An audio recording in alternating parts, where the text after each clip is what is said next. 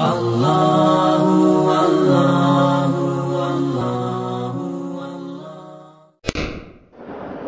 لله نحمده ونستعينه ونستغفره ونؤمن به ونتوكل عليه ونعوذ بالله من شرور أنفسنا ومن سيئات أعمالنا من يهده الله فلا مضل له ومن يضلله فلا هادي له ونشهد أن لا إله إلا الله وحده لا شريك له ونشهد أن سيدنا ومولانا محمدا عبده ورسوله صلى الله تعالى عليه وعلى آله وأصحابه وأزواجه وذرياته وأهل بيته وبارك وسلم تسليما كثيرا كثيرا.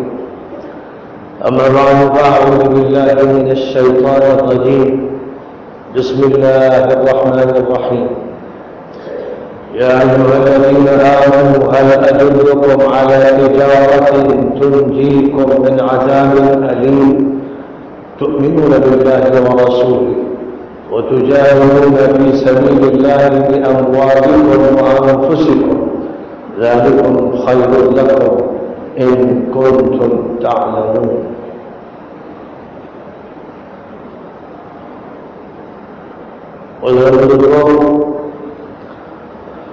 اور دین اور ایمان بھائی،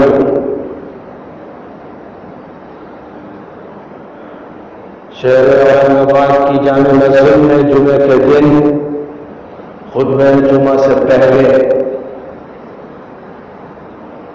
آپ سے جو میری گفتگو ہو رہی ہے، میں نے اس کا عنوان قرآن پاک کی ایک آیت کریمہ کو بنایا ہے، جس میں اللہ تعالیٰ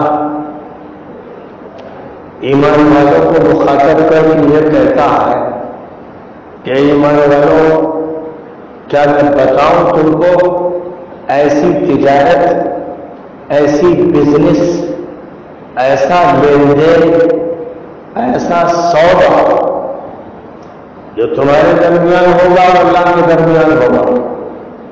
یہ تجارت تمہاری آپس کی تجارت نہیں، یہ اس دنیا کی تجارت نہیں، یہ فانی اور مٹ جانے والی تجارت نہیں، یہ ابدی تجارت ہے، یہ ازلی تجارت ہے، یہ دائمی تجارت ہے.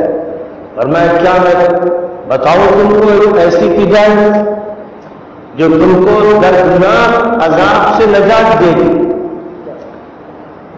دنیا کی تجارت میں زیادہ سے زیادہ یہ کہ تم کو نفع دے گی، مال دے گی، دولت دے گی، کوٹھی دے گی، تم کو سوارے دے گی.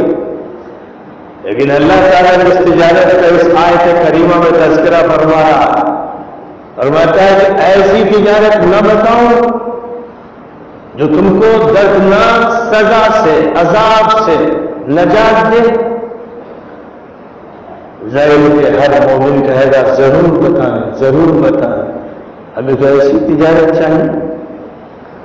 فرمایا تؤمنون باللہ ورسولہ، اللہ پر اور اس کے رسول پر ایمان رکھو، یقین رکھو، انہیں تسلیم کرو، انہیں مانو، ان کی تصدیق کرو. وتجاہدون فی سبیل اللہ باموالکم وانفسکم، اور اللہ کے راستے میں جانی اور مالی جہاد کرو، مجاہدہ کرو، کوشش کرو، قربانی دو، جان کی بازی لگاؤ، مال قربان کرو.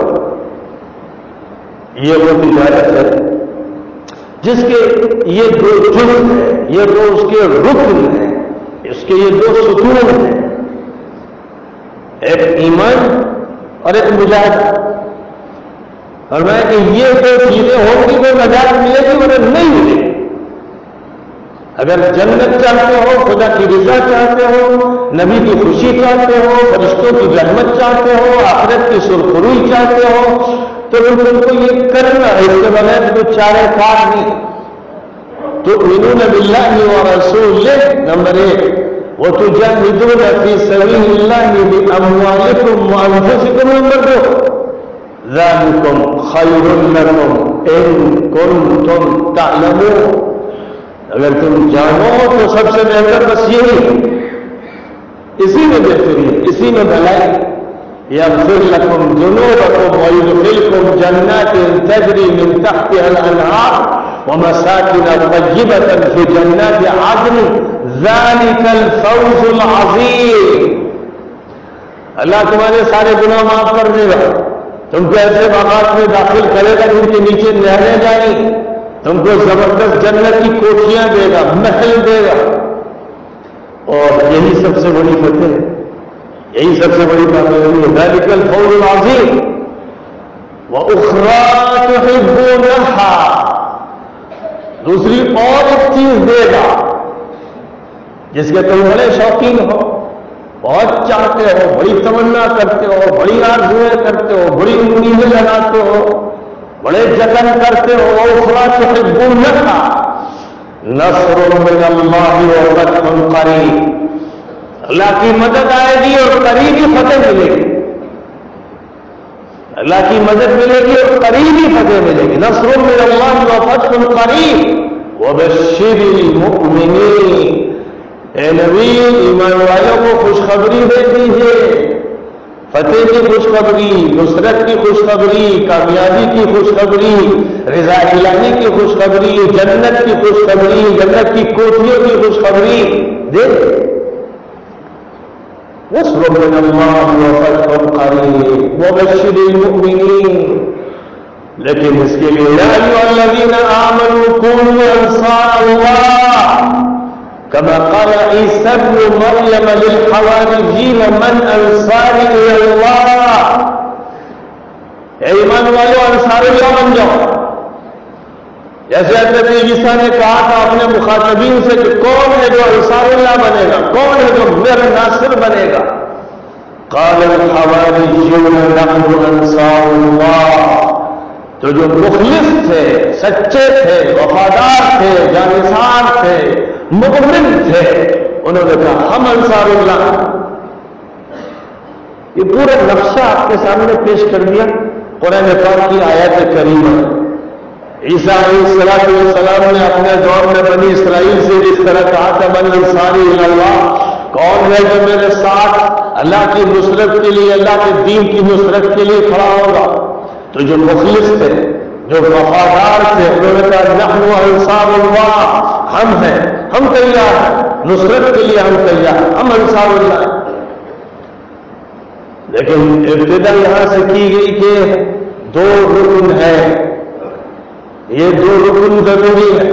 اگر دردناک عذاب سے نجات چاہتے ہو، اگر نجات چاہتے ہو پیپ سے، خون سے، لہو سے، آگ کے شعلوں سے، سانپوں سے، بچھوؤں سے اور جہنم کے سخت ترین عذاب سے نجات چاہتے ہو تو پھر چارے کار نہیں ہے، یہی دو راستے، تؤمنون باللہ ورسولہ، ایک طرف ایمان، ایک طرف تجاہدون فی سبیل اللہ باموالکم وانفسکم، مجاہدانہ زندگی، دینی راہی زندگی اللہ کو پسند نہیں، غافلانہ زندگی اللہ کو پسند نہیں، لچر پچر قسم کا اسلام اللہ کو پسند نہیں، ایسے لوگ اللہ کو پسند نہیں ہے جیسے چلا بھی نہ جاتا۔ حضرت عمر فاروق رضی اللہ تعالیٰ عنہ نے ایک شخص کو دیکھا کہ بیماروں کی چال چل رہا ہے تو ایک کوڑا رسید کیا کہ یہ اسلام کی چال نہیں ہے۔ کوئی بیمار ہے تو الگ بات ہے، تو بیچارہ بوڑھا ہے، ہڈیوں میں بودا نہیں ہے، چلا نہیں جا رہا ہے تو معذور ہے، لیکن کوئی جوان ہے، ادھیڑ، صحت مند، طاقتور اور جھوٹی موٹی بزرگانہ چال چل رہا، یہ بزرگانہ چال بن گئی، بزرگانہ چال نہیں، منافقانہ چال، ریاکاری کی چال۔ تو حضرت عمر نے ایسے لوگوں کو توڑا لگایا، جیسے ضمن یہ کہتا ہوں جس نے 3 طلاق دی، ایک وقت میں حضرت عمر اتنے کوڑے لگاتے تھے، اتنے کوڑے لگاتے تھے کہ پیٹ دوہری ہو جاتی تھی جو یہ کرتا تھا حرکت۔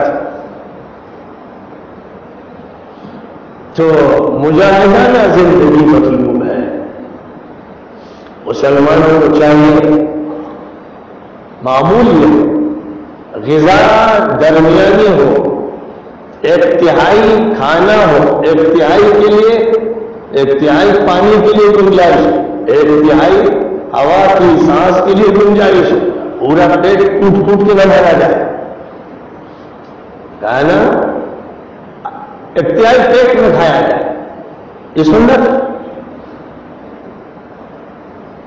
جلدی سویا جائے، عشاء بعد مجلسیں نہ لگائی جائے، گپیں نہ کی جائیں، چائے اور کافی اور آئس کریم کے چکر نہ ہو، اور تہجد میں اٹھا جائے۔ حضور صلی اللہ علیہ وسلم تو آدھی رات میں اٹھ جاتے تھے، کبھی تہائی رات میں اٹھتے تھے، کبھی چھٹا حصہ باقی رہتا تھا تب اٹھ جاتے تھے، اور اتنی دیر تک تہجد پڑھتے تھے کہ پیروں پر ورم آ جاتا تھا۔ حضور اکرم صلی اللہ علیہ وسلم کے صحابہ نے یہی آپ سے لیا تھا، یہی چیزیں تھیں جو آپ سے لی تھی، آپ کی سیرت ان میں منعکس ہو گئی کہ وہی صحابہ تھے۔ حضور کا اتباع کرنے والے، حضور پر مت مٹنے والے، حضور پر جانثاری کرنے والے، حضور کی سنتیں اختیار کرنے والے، حضور کے اطوار اختیار کرنے والے، حضور کے مزاج کو اپنانے والے، حضور کی راتیں گزارنے والے، حضور کے دن گزارنے والے، جن کا حال یہ تھا کہ دن میں وہ گھوڑ سوار ہے اور رات میں شب رات۔ كانوا قليلا من الليل ما يهجعون وبالأسحار هم يستغفرون۔ یہ بیان صحابہ کرام کا کہ بہت کم رات کا حصہ سوتے تھے اور پھر وقت سحر روتے تھے، استغفار کرتے تھے، چند رکعتیں پڑھ کر وہ بھول نہیں جاتے تھے، اپنی عبادت پر ناز نہیں کرتے تھے، اپنی عبادت پر فخر نہیں کرتے تھے، یہ نہیں سناتے تھے لوگوں کو کہ میں نے 10 پارے پڑھے، میں نے 15 پارے پڑھے اور میں نے اتنی رکعتیں پڑھی۔ چھپاتے تھے، اخفا کرتے تھے، کسی کو معلوم بھی نہ ہو، اور لمبی لمبی رات نماز پڑھنے کے بعد پھر جب نماز سے فارغ ہوتے اور فجر کا انتظار کرتے تو روتے تڑپتے گڑ گڑاتے مغفرت مانگتے جیسے نعوذ باللہ گناہ کیا۔ یہ احساس ہوتا کہ ہماری نمازیں کیا، کہاں اللہ کی بارگاہ اور کہاں ہماری یہ چند رکعتیں۔ آج تو مسلمانوں کو حال یہ کہ اگر 5 وقتہ نماز پڑھ لی، حالانکہ کتنے ہیں جو 5 وقتہ نماز کا دعویٰ کرتے ہیں، جمعے میں جو آ جاتا وہ اثر گول کر دیتا، مغرب میں نہیں ہوتا، عشاء میں نہیں ہوتا، فجر میں نہیں ہوتا، سمجھتا ہے جمعے میں ہفتے والی ٹیکس دے دیا، وہ سمجھتا ہے کہ وہ بھی سنڈے کے کرسچنس یا سیٹرڈے کے جیوز ہیں، یا منگل اور دوشنبے کے ہندو ہیں، جنہوں نے ہفتے میں ایک دن طے کر رکھا ہے کہ چل کر بھگوان کو یا لاٹ کو یا لاٹ کو یاد کر لینا ہے۔ یہ وہ ہے جو فرائیڈی ہے جنہوں نے دین کا تماشا بنایا ہے۔ ایسے ہی مسلمانوں میں جو صرف جمعے کو آتے ہیں ٹیکس ادا کرنے، اللہ میاں کا بھی ہم 5-10 منٹ ادا کر لیں، باقی تو پھر سب دھندے کرنے ہیں۔ تو یہ اس امت کی یہودی ہے، یہ اس امت کے عیسائی ہے، یہ اس امت کے ہندو ہے۔ اس امت کے مومن وہ ہے جو اللہ کی ہر بات مانے، ہر فرض پر عمل کرے، ہر حرام سے بچے۔ جو آدمی نماز کو پڑھتا ہو، چاہے 5 وقتہ پڑھتا ہو، اس کے بعد گھر میں جا کر ٹی وی دیکھتا ہو، گانے سنتا ہو، فلمیں دیکھتا ہو، ننگی تصویریں دیکھتا ہو، اور گھور گھور کر عورتوں کو دیکھتا ہو، فلم ایکٹریس کو دیکھتا ہو، یہاں تک کہ پلیز دیکھتا ہو، کمیڈی سنتا ہو، پھر اس میں بھی جو نامناسب تصویریں ہیں ان کو دیکھتا ہو، تو یہ اپنی نماز کو کوستا ہے، یہ اپنی نماز کو چیرتا ہے، پھاڑتا ہے، قتل کرتا ہے۔ کیونکہ نماز کے بارے میں قرآن میں فرمایا گیا إِنَّ الصَّلَاةَ تَنْهَىٰ عَنِ الْفَحْشَاءِ وَالْمُنكَرِ۔ نماز کی حقیقت یہ ہے کہ وہ تمام فحاشی سے، برائیوں سے، بدکاریوں سے، ہر طرح کے گناہ سے روکتی ہے۔ یہ نماز کی صفت ہے۔ نماز پڑھتا ہے اور سود کھاتا ہے، نماز پڑھتا ہے اور رشوت لیتا ہے، نماز پڑھتا ہے اور حرام پیسہ کماتا ہے، نماز پڑھتا ہے اور گھر میں فلمیں دیکھتا ہے اور باہر دیکھتا ہے، نماز پڑھتا ہے اور اس کے ناجائز تعلقات ہے، نماز پڑھتا ہے اور کوئی شراب پیتا ہے، نماز پڑھتا ہے اور ڈرگس کا استعمال کرتا ہے، نماز پڑھتا ہے اور اس کے یہاں بہت سی محرمات موجود ہیں، تو یہ نماز نہیں پڑھتا ہے، نماز کا شو کرتا ہے، نماز کا ڈرامہ کرتا ہے، نماز کا دکھاوا کرتا ہے۔ قرآن میں نماز کا جہاں ذکر ہے وہاں فرمایا إِنَّ الصَّلَاةَ تَنْهَىٰ عَنِ الْفَحْشَاءِ وَالْمُنكَرِ۔ نماز تمام بے حیائیوں سے روک دیتی ہے، تو نماز پڑھنے والا سہما نہیں رہ سکتا۔ نماز پڑھنے والا اڑیا تصویریں نہیں دیکھ سکتا، نماز پڑھنے والا سود نہیں کھا سکتا، نماز پڑھنے والا رشوت نہیں لے سکتا، نماز پڑھنے والا جھوٹ نہیں بول سکتا، غیبت نہیں کر سکتا، چغلی نہیں کھا سکتا. یہ نماز کا لازمی نتیجہ ہے. ایسا نہیں ہے کہ نماز میں کمی. جتنا زیادہ برائیاں ہوں گی اتنا ہی زیادہ نماز بیکار ہوتی چلی جائے گی، نماز قبول نہیں ہوگی.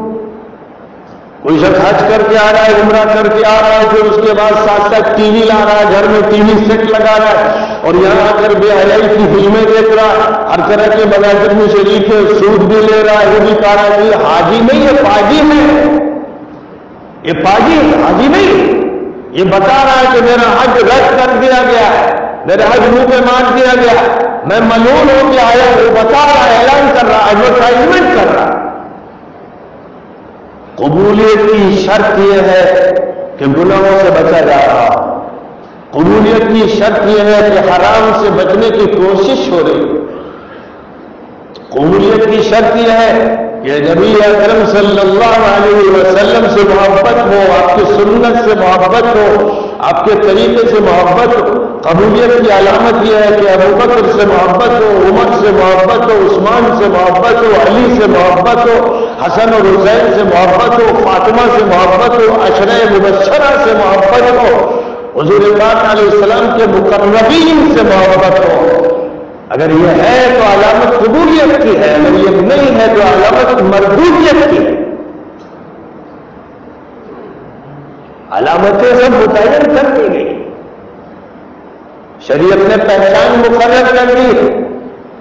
تو یاد رکھیے کہ ایمان، اور ایمان صرف زبان سے نہیں، ایمان صرف عقیدے کی کتابوں کا خلاصہ جو ذہن میں بٹھا دیا جاتا ہے کسی مدرسے میں یا کسی کتاب کے ذریعے، وہ کافی نہیں ہے.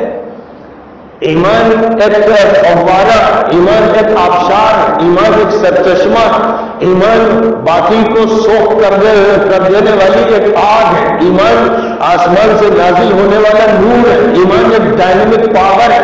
ایمان ایک انجن ہے جو پوری گاڑی کو چلاتا ہے. ایمان وہ ہے کہ جو باطل کو جلا دے. ایمان وہ ہے جو کفر کو ختم کر دے. ایمان وہ ہے جو شرک کو ملیا میٹ کر دے. ایمان وہ ہے جس کا بدعت سے کوئی تعلق نہ ہو. ایمان وہ ہے اندر سے جس کی آگ لگی ہو. ایمان وہ ہے جس کی آنچ محسوس کی جائے. ایمان آنکھوں کی چمک میں، ایمان دلوں کی دھڑکن میں، ایمان زمانے کی سلوٹ میں، ایمان رگ میں دوڑنے والے خون میں، ایمان زندہ پٹھوں میں. ایمان اسے کہتے ہیں، وہ ایمان چاہیے. کتابی ایمان، موروثی ایمان، گھریلو ایمان، پشتینی ایمان، عقیدے کی کتابوں کے فلسفے کا ایمان، یہ سب ایمان نہیں. جو تعارف قرآن میں ایمان کا کرایا گیا وہ ایک ڈائنامک پاور ہے، اور باطل کو جلا کر خاکستر بنانے والی ایک آگ ہے. ایمان ہے تو باطل سے سودا نہیں ہو سکتا. ایمان ہے تو باطل کے سامنے جھکاؤ نہیں ہو سکتا. ایمان ہے تو ایک مومن مشرکانہ رسم اختیار نہیں کر سکتا.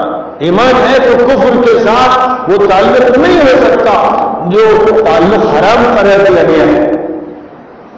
ایک طرف ایمان ایسا چاہیے، ایمان وہ جو اللہ کی ذات پر ہو، اللہ کی صفات پر ہو، اللہ کے ناموں پر ہو، اللہ کے افعال پر ہو، اللہ کی قدرت پر ہو، اللہ تعالیٰ کی تمام خصوصیات پر ہو، جس کی ابتدا ہو کہ الحمدللہ رب العالمین. وہ اللہ ہے، وہ رب عالمین ہے، الرحمن الرحیم، وہ رحمان ہے، وہ رحیم ہے، مالک یوم الدین، وہ مالک ہے، روزہ صرف اور صرف اسی کے ہاتھ میں ہے. ایاک نعبد، صرف اور صرف وہی معبود ہے، اور ایاک نستعین، صرف اور صرف وہی مددگار ہے. یہاں سے شروع ہوتی ہے بات، اور اس کے بعد قرآن پڑھتے چلے جائیے. اللہ اپنا تعارف کراتا ہے، نبی پھر اللہ کا تعارف کراتے ہیں. اللہ ہی حاکم ہے اور کوئی حاکم نہیں ہے. خدا کی قسم نہ ٹرمپ حاکم ہے، نہ مودی حاکم ہے، نہ کوئی طاقت والا مظاہرہ کرنے والا ڈھونگی حاکم ہے. اللہ حاکم. جب تک اللہ انہیں مہلت دے رہا وہ کرسی پہ نظر آتا ہے. جس وقت خدا چاہے گا ان کی جان لے لے گا، جس وقت چاہے گا کرسی سے لوٹوا دے گا، جس وقت چاہے گا ذلیل کر دے گا. کوئی حکمراں نہیں، اللہ حکمراں. کوئی قانون ساز نہیں ہے. ایڈمنسٹریٹو کونسل آف پارلیمنٹیرینز اور قانون کا وزیر قانون کا ان کے ہاتھ میں قانون نہیں ہے. قانون اللہ کیا ہے اور وہ اللہ سب کرے. آج آپ کی زبان پر یہ کیا کہلوا دیا گیا؟ آپ تلاش کرتے ہیں اپنا رہنما اور رہبر تو آپ کو کوئی نظر آتا ہے سیکولر، کوئی ڈیموکریٹک، کوئی دہشت گرد، کوئی متشدد، کوئی چنی اور کوئی چنا، لیکن وہ سب کے سب شرک کے پھٹ سے اور کفر کے ڈربے سے اور باڑے سے آپ کو ملتے ہیں. آپ کے خدا آپ کو کفر کے باڑے سے خدا نہیں ہے. آپ سے پوچھا جائے کون ہے آپ کا سیاسی رہنما تو قرآن کہتا ہے وہ اللہ ہے، وہ رسول اللہ ہے. رسول اللہ مسلمانوں کے قائد مسجد میں بھی ہیں اور گھر میں بھی ہیں اور ایوان حکومت میں بھی ہے اور عدالت میں بھی ہے.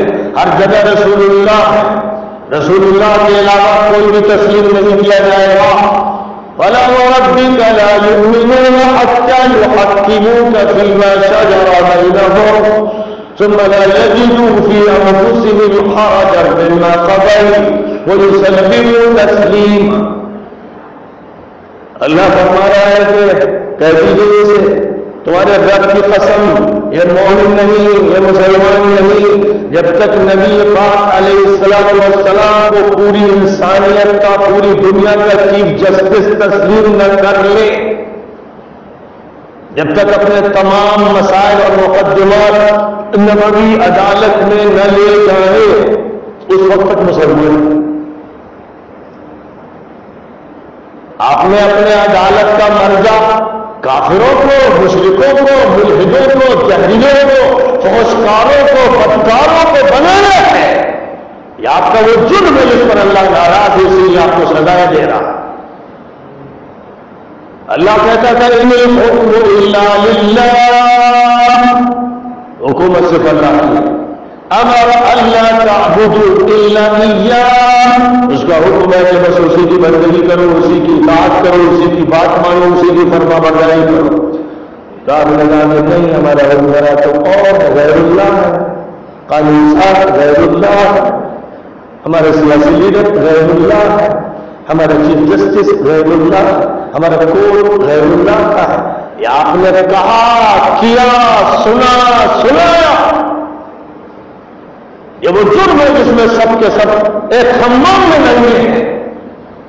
عقیدہ خراب ہو گیا، تصور خراب ہو گیا، ذہن بگاڑ دیے گئے اور اس طرح کیا گیا کہ عوام تو عام، خواص بھی مبتلا ہو گئے. جب قرآن پاک صاف الفاظ میں کہہ رہا ہے کہ عدالت تمہاری اسلامی ہے، سیاست اسلامی ہے، تعلیم اسلامی، نظام اسلامی، معاملات اسلامی، اسلامائزیشن ہونا ہے، لیکن تم نے توڑ دیا مسجد اسلام، رمضان کے روزے اسلام، حج عمرہ اسلام، بزنس غیر اسلام، کمپنی غیر اسلام، بینک غیر اسلام، حکومت غیر اسلامی، سیاست غیر اسلامی، عدالت غیر اسلامی. خدا کی قسم تم مشرک ہو. تمہارے سینے سے بجائے کلیجے پھٹ جائیں تو مجھے گالی بکو، لیکن تم مشرک ہو. جب تک ایک اللہ کی طاقت کو نہیں مانو گے اور اللہ کے اسماء اور صفات کو نہیں مانو گے اور 100% نہیں مانو گے، مشرک ہو. تو اللہ ظالم نہیں ہے، تمہیں چپ لٹ رہا ہے. سیریا میں اور عراق میں اور یمن میں اور لیبیا میں اور چین میں اور برما میں تمہیں چپ لٹ رہا ہے. اللہ نے کیا وجہ آ رہا ہے تمہیں پیٹنے میں؟ ہندوستان میں 25 سے 30 ہزار فسادات ہو چکے، تم کٹے گاجر مولی کی طرح، اور جنہوں نے تمہیں کاٹا تم انہیں پہ پیر پکڑ لیتے ہو. جرم کی کوئی انتہا ہوتی ہے. جنہوں نے کاٹا گاجر مولیوں کی طرح کٹوایا تم کو، آج بھی انہیں کی طلبت سے چاٹ رہے ہیں، آج بھی انہیں کا سہارا لے رہے، آج بھی پناہ وہی دے رہے. ایک عجب مخمصہ ہے. فیصلہ میں لینا ہے ہائی کورٹ سے، فیصلہ لینا ہے سپریم کورٹ سے. جہنم میں جائیں گے کورٹ ہے، تمہارا کورٹ ہے محمدی کورٹ. اور وہ ہے حدیث رسول، ہمارا کوٹ ہے للہ ربانی کو، اور اس کی کتاب ہے قرآن پاک۔ اور نبی اکرم صلی اللہ علیہ وسلم نے فرما دیا تھا ترکت فیکم امرین لن تضلوا ما تمسکتم بہما کتاب اللہ وسنتی، میں دو چیزیں تم میں چھوڑ کے جا رہا ہوں، اگر تم ان کو مضبوطی سے تھامے رہے تو ہرگز گمراہ نہیں ہوگے، اللہ کی کتاب اور ایک میرا طریقہ۔ یہ دو چیزیں ان کے علاوہ نہیں ہے کچھ، ان کے علاوہ اگر کوئی بات کر رہا ہے ادھر ادھر کی لاگ لپیٹ کر رہا ہے، ملاوٹ کر رہا ہے، تو دھوکہ دے رہا ہے۔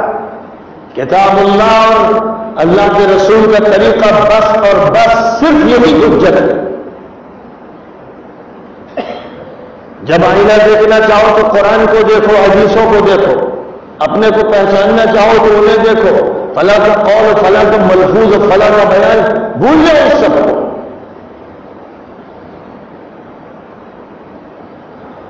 حضرت علی رضی اللہ تعالیٰ عنہ نے تقریر کرتے ہوئے ایک موقع میں فرمایا کتاب اللہ تبارک و تعالی فیہ نبأ ما قبلکم وخبر ما بعدکم وحکم ما بینکم هو الفصل لیس بالعدل من ترکہ من جبار قصمہ اللہ ومن طلب الہدى بغیرہ اضلہ اللہ۔ اللہ کی کتاب ہے جس میں ماضی کی خبریں ہیں، مستقبل کے بھی حالات کا تذکرہ ہے، تمہارے تمام معاملات کے فیصلے ہیں۔ جو شخص بھی کتاب اللہ کو چھوڑے گا کسی ظالم باغی طاغی کے دباؤ میں خدا اس کی کمر توڑ دے گا، اور جو ہدایت کہیں اور سے طلب کرے گا اللہ اس کو گمراہ کر کے چھوڑے گا۔ اس سے بڑی کوئی وعید ہو سکتی؟ مسلمانوں کو اللہ کی کتاب کی طرف رجوع کرنا چاہیے، اور پھر اللہ کے نبی حضرت محمد صلی اللہ علیہ وسلم کی سنت اور حدیث پر غور کرنا چاہیے، اور یہ طے کر لینا چاہیے کہ مجاہدانہ زندگی گزارنا ہے، ڈھیلی ڈھالی مرل زندگی نہیں گزارنا ہے۔ رات کو جلدی سونا ہے، صبح جلدی اٹھنا ہے، اور صبح فجر کی نماز وقت پر پڑھنا ہے۔ جیسا مجمع جمعے میں اس وقت وہ مجمع فجر میں کیوں نہیں؟ دور سے کوئی آیا ہے تو ٹھیک ہے، وہ اپنے قریب کی مسجد میں نماز پڑھ، لیکن آس پاس سے جو لوگ ابھی آئے ہیں وہ عصر میں آئیں گے، اگر نہیں آئیں گے تو ان کو بتا دیجیے کہ تم مسلمان نہیں ہو، تم یہودی ہو، عیسائی ہو، وہ سیٹرڈے میں جاتے ہیں، وہ سنڈے میں جاتے ہیں، کوئی منڈے میں جاتا ہے، تم بھی ان کی رسم پوری کر رہے ہو، اللہ کا حکم نہیں مان رہے۔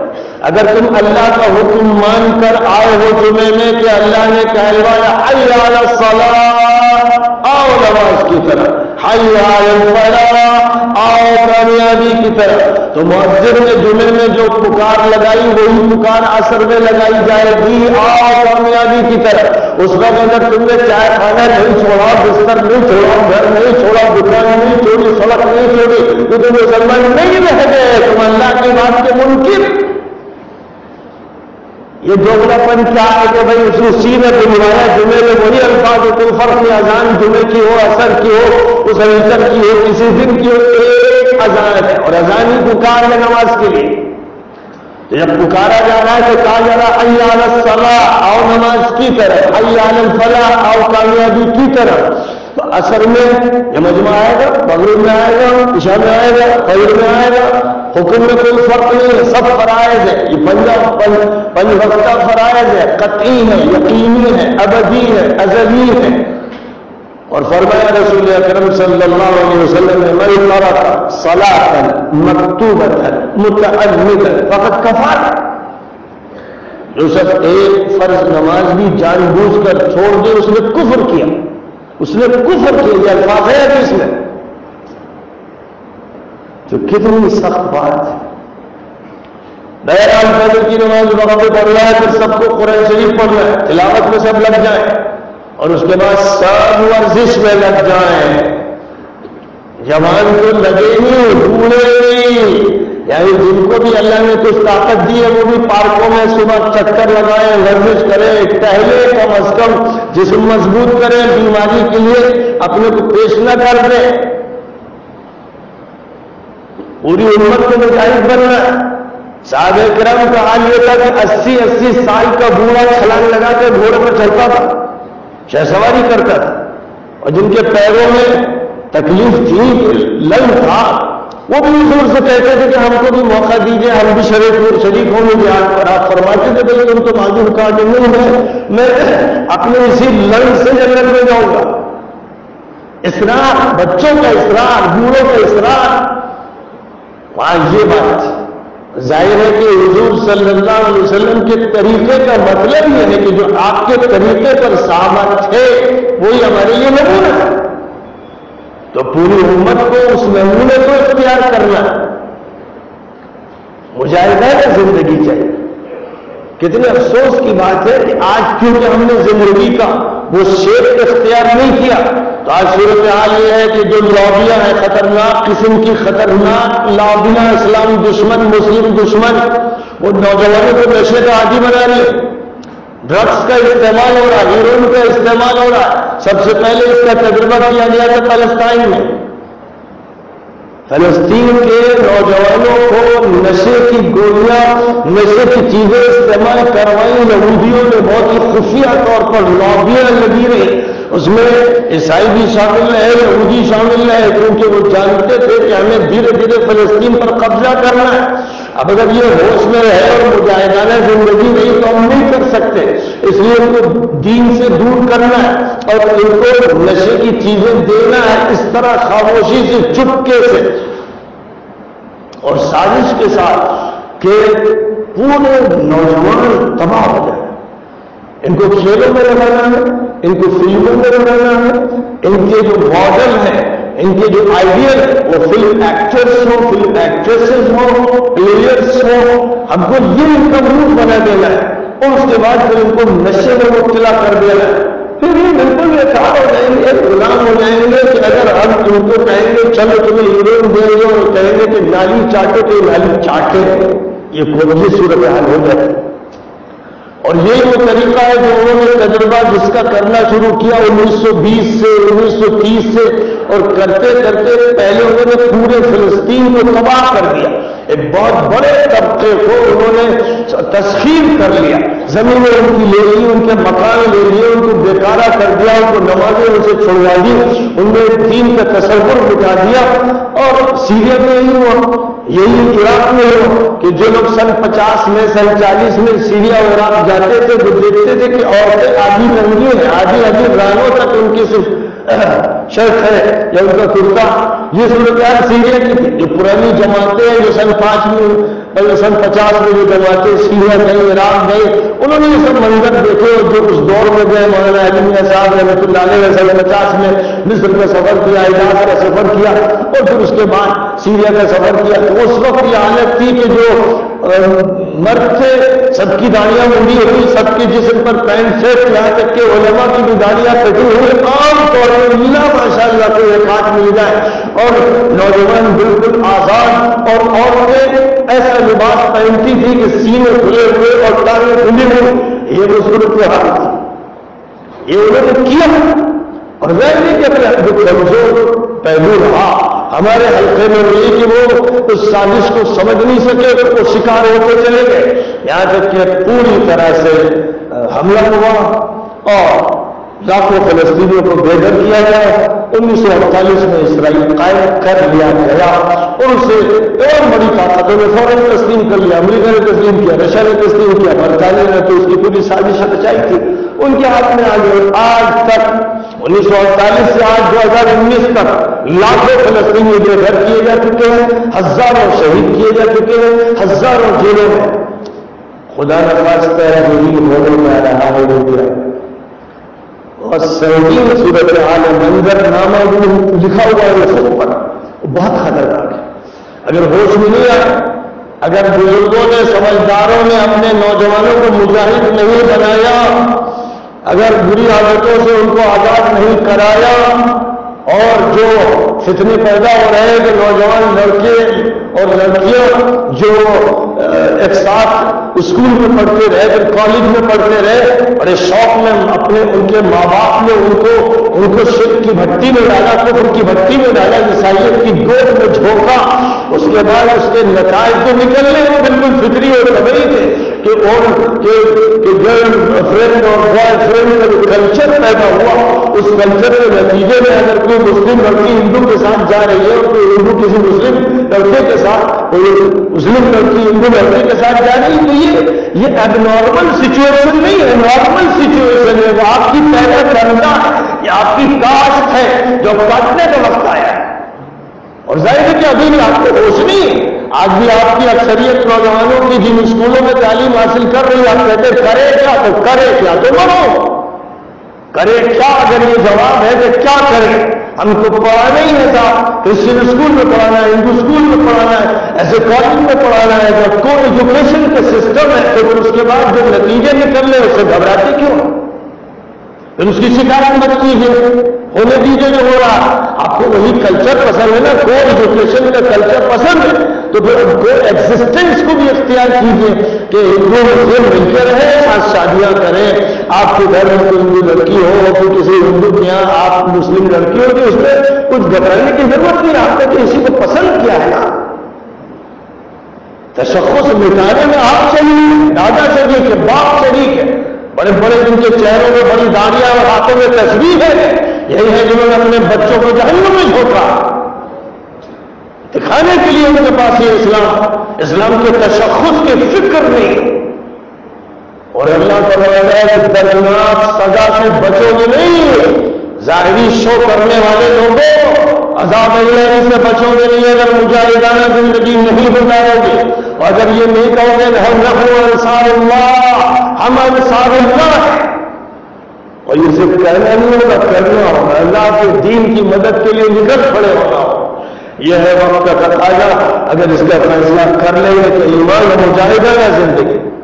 صبح میدان بھرے اور نوجوانوں سے جو ورزشیں کر رہے ہیں ان کو کام دیجیے کہ دعوت دو، اللہ کا نام پکارو، کھل کر دعوت دو، ہندو کو، سکھ کو، عیسائی کو، جینی کو، بدھسٹ کو، اس طرح نبی نے دی، نوح نے دی، ہود نے دی، صالح نے دی، لوط نے دی، ابراہیم نے دی، موسیٰ نے دی، عیسیٰ نے دی، آخری نبی اسی کے لیے اٹھتے کہ مشرکوں اور کافروں کو مخاطب کرے، وہی راستہ ہے، صرف وہی راستہ ہے، صرف وہی راستہ ہے۔